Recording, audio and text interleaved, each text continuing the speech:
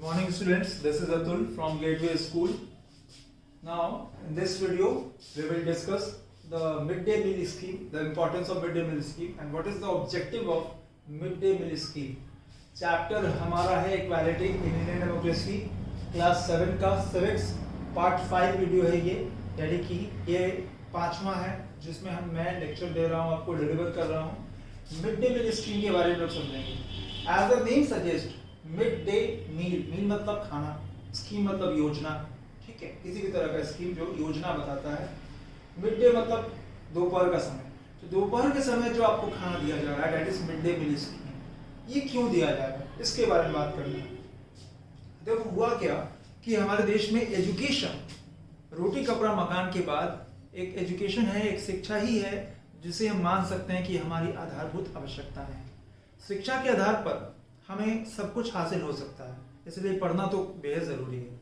चाहे आप किसी भी तरह का सब्जेक्ट लेकर पढ़ें, किसी भी तरह के स्ट्रीम्स पढ़ें, लेकिन पढ़ना जरूरी है। और जो व्यक्ति, जो इंसान हमेशा ये निरंतर पढ़ते रहता है उसे कई उपलब्धियां हमेशा मिलती रहती हैं। मेहनत करना अलग चीज है, हर व्यक्ति मेहनत करता है। आपके घर में आपके मम्मी पापा भी मेहनत करते हैं, सबके मम्मी पापा मेहनत करते हैं, हर एक घर में है।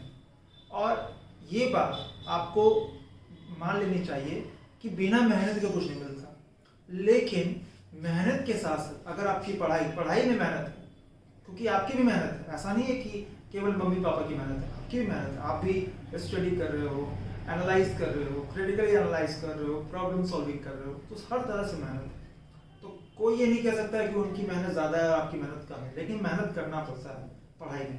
तो पढ़ाई करना भी बेहद जरूरी है, और पढ़ाई जब हम करते हैं तो हमें कई उपलब्धियां मिलती हैं, कई तरह का अचीवमेंट्स मिलता है, ठीक है। कोई बच्चा टॉप आता है तो हमेशा टॉप नहीं आता है, कोई बच्चा पीछे आता है तो हमेशा पीछे नहीं होता, आगे पीछे होते रहता है। और वो होता है आपकी पढ़ाई में जो लगनता है, जो मेहनत है, उससे होता है। तो इस पढ़ाई को जारी रखने के लिए, ये पढ़ाई सबको मिल सके, क्योंकि हमारा टॉपिक क्या है, इक्वालिटी इन इंडियन डेमोक्रेसी, ये पढ़ाई सबको मिल सके, इसके लिए सरकार ने ये कहा कि ऐसा करें कि जितने भी एलिमेंट्री स्कूल हैं, ऑल गवर्नमेंट एलिमेंट्री स्कूल, जितने भी सरकारी स्कूल है, स्कूल दो तरह के होते हैं, एक प्राइवेट स्कूल, एक गवर्नमेंट स्कूल। कुछ बच्चे प्राइवेट स्कूल में पढ़ते हैं, कुछ बच्चे गवर्नमेंट स्कूल में पढ़ते हैं। कोई ये कहता है कि प्राइवेट स्कूल में अच्छी पढ़ाई होती है, कोई ये कहता है गवर्नमेंट स्कूल में अच्छी फैसिलिटीज है, सबके अपने अपने राय है। तो जितने भी गवर्नमेंट स्कूल हैं इसमें एलिमेंट्री का मतलब जो नीचे के क्लास के हैं, 8 तक, 6 से लेकर 8 तक है, 1 से लेकर 8 तक है, इनको सभी स्कूल में, एलिमेंट्री स्कूल्स में चिल्ड्रन मतलब बच्चे को प्रोवाइड कराया जाएगा क्या, कुक्ड लंच, पका हुआ खाना। कब प्रोवाइड कराया जाएगा, मिड डे, यानी कि अपराह्न 12 बजे, ठीक है, दोपहर में 12 बजे उनको दिया जाएगा। क्यों दिया जाएगा, क्या मतलब है इसका देने का, इसको तो हम लोग समझेंगे ऑब्जेक्टिव्स, ठीक है। नेक्स्ट है, Tamil Nadu was the first state to implement it. इस प्रोग्राम को, इस स्कीम को सबसे पहले मानने वाला, स्टार्ट करने वाला कौन सा राज्य था भारत का, तमिलनाडु, ठीक है। तो Tamil Nadu was the first state जिसने इसे स्टार्ट किया, जिस राज्य ने इसे स्टार्ट किया वो था तमिलनाडु। 2001 में क्या हुआ कि सुप्रीम कोर्ट ने सब कहा सभी स्टेट गवर्नमेंट को कि आप लोग भी इस प्रोग्राम को जल्द से जल्द शुरू कीजिए, ठीक है। In 2001 the supreme court asked all state government to begin this programme.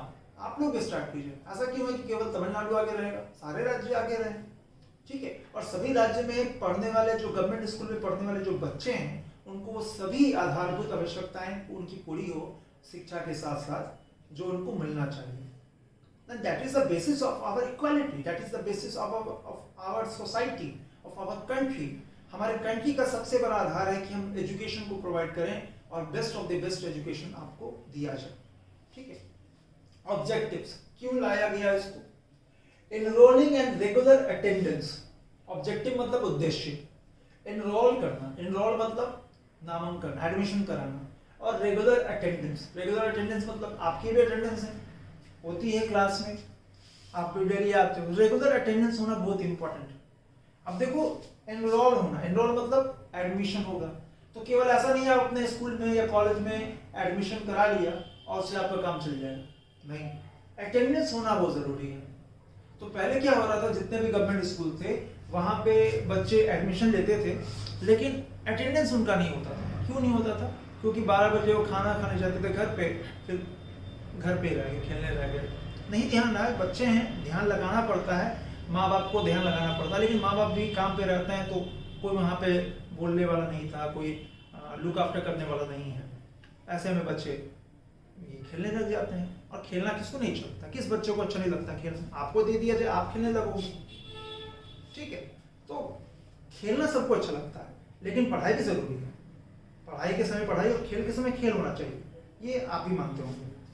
तो जरूरी यहाँ पे था कि एनरोलिंग इन रेगुलर अटेंडेंस को पूरा करने के लिए हम क्या करें कि हम ऐसा करेंगे कि दिन नहीं खाना जो आप लंच के लिए अपने घर जाते हैं आपको जाना नहीं पड़ेगा, आपको यहीं स्कूल में मिल जाएगा, आप स्कूल में खाइएगा, जो भी है उसका टाइम टेबल बना हुआ है, उसका शेड्यूल बना हुआ है, और उसी समय आप जिस दिन भी, जैसे मंडे है, ट्यूसडे है, तो उस दिन आपको क्या मिलेगा वो फिक्स है। शनिवार को खिचड़ी है तो वो है, फिक्स है, तो वो मिलता है और बच्चे एक ही बार छुट्टी के समय जाते हैं। इससे क्या फायदा होगा कि जो घर जाते हैं और घर जाके कभी कुछ बच्चे नहीं आते, बहुत सारे बच्चे नहीं आ पाते हैं, घर में कोई काम आ गया, मम्मी कुछ काम बोल दी करने के लिए, घर में अक्सर पढ़ाई बहुत कम हो पाता है। तो इस चीज को रोकने के लिए कि भाई अटेंडेंस तो उनका जीरो होते चला जा रहा है, एडमिशन है 300 बच्चों का और आ रहे हैं कितने, केवल 50, बाकी के 250 बच्चे कहाँ क्यों नहीं आ रहे हैं? तो खाना खाने जो जा रहे हैं, लंच करने जो जा रहे हैं, वो फिर नहीं आ रहे हैं। तो लंच करने जा क्यों रहे हैं? सरकार ने उसका सॉल्यूशन निकाला। सॉल्यूशन क्या निकाला कि भाई हम ही खाना देंगे आपको, आप यहीं रुकिए, ठीक है? दूसरा ऑब्जेक्टिव क्या था? To reduce caste prejudice. Caste prejudice ये बहुत बड़ा शब्द है, कास्ट प्रेजुडिस। कास्ट मतलब आपको पता है, जाति। आपकी जाति अलग है, मेरी जाति अलग है, उसकी जाति अलग है, उसकी जाति अलग है, सबकी जाति अलग है। लेकिन सबसे बड़ी बात क्या है? प्रेजुडिस। प्रेजुडिस मतलब हम जब किसी के बारे में बुरा व्यवहार या बुरी तरह का आइडिया, एक ऐसा दकियानुसी ख्याल मान लेते हैं, अच्छा इस जाति का है हम इसके साथ नहीं खाएंगे, अच्छा इस जाति का है हम इसके साथ दोस्ती नहीं करेंगे, अच्छा वो उस कास्ट का है ना हम उसके साथ वहां नहीं जाएंगे। क्यों ऐसा करते हैं आप? ऐसा इसलिए करते हैं क्योंकि सोसाइटी में आपने इसी तरह का चीज देखा है, और जो आप देखेंगे वही आप सीखेंगे। जाहिर सी बात है, कोई ऐसा नहीं है कि आप मन से चाहते हैं या घर से सीख के आ रहे हैं, नहीं, घर से कोई सीख के नहीं आ रहा है, आसपास की चीजों से जो आप सीख के आ रहे हैं वो सारी चीजें। घर में किसी को कोई खराब बात नहीं सिखाया जाता, कभी भी नहीं सिखाया जाता, लेकिन आसपास में जो सोसाइटी है हमारा, जिस तरह की संरचना है कि नहीं वो उस जाति का है तो हम उसके साथ नहीं रहेंगे, ये जो आपका स्ट्रक्चर बन गया था उस चीज को, आपका नहीं, मैं आपकी बात नहीं कर रहा हूँ, मैं बात कर रहा हूँ यहाँ पे कि लोगों की जो बात कर, जो पहले के जो बच्चे थे उनका जो बन चुका था कि नहीं हम उस जाति के लोगों के साथ या उस जाति के बच्चे के साथ दोस्ती नहीं करेंगे, इसको भी कम करना जरूरी था। क्योंकि सरकार को तो सबको लेके चलना है, कोई भी उंगली, कोई ये 5 उंगली है, इस 5 उंगली में कोई सबका रोल अलग अलग है, कोई अंगूठा है, कोई कानी उंगली है, कोई मध्यमा है, कोई अलग उंगली है। तो ऐसा नहीं है किसी एक का भी इंपॉर्टेंस हम कर दे, एक को हम काट देते हैं, नहीं ये तो छोटा है इसको हम काट देते हैं, इसका हमें कोई जरूरत नहीं, इसकी भी जरूरत है। पेन कैसे पकड़ेंगे? ऐसे पेन थोड़ी पकड़ेंगे आप, पेन पकड़ने के लिए, पेंसिल पकड़ने के लिए इसकी जरूरत बहुत जरूरी है। शिक्षा का सबसे बड़ा आधार है, ठीक है। और कई बार लोग भी ये भी कह देते हैं अंगूठा छाप, तो जो अंगूठा ही नहीं रहेगा तो अंगूठा छाप कहाँ से होगा? तो इसका मतलब ये थोड़ी है जो अंगूठा छाप नहीं है उसका अंगूठा नहीं है, ऐसा नहीं ना, ठीक है। तो to reduce the caste prejudice. Caste prejudice का मतलब होता है कि जितना भी हो सके, प्रेजुडिस का मतलब है कि आपस में किसी भी तरह का जो एक तरह का स्टीरियोटाइप थिंक, दकियानुसी ख्याल है उसको नहीं रखा जाए। किसी भी तरह का अगर कोई ख्याल आ रहा है मन में, बुरा विचार आ रहा है, व्यवहार हम कर रहे हैं किसी के साथ अगर बुरा, तो वो नहीं किया जाए। ऐसा कब होगा? जब लोग एक साथ बैठ के खाना खाएंगे। अब जाहिर सी बात है जब मिड डे मील में दोपहर में खाना दिया जाएगा सभी को, बच्चों को, आपको दिया जाएगा, मुझे दिया जाएगा, सभी बच्चे आपस में बैठ रहे हैं, आपको पता नहीं है कि आपका जो दोस्त है वो किस जाति का है, उसको नहीं पता है कि आप किस जाति के हैं, और आप एक साथ मिलकर खाना खा रहे हैं। इससे क्या होगा? ये जो आपका प्रेजुडिस है, जो सोसाइटी का संरचना है, ये कम हो जाएगा।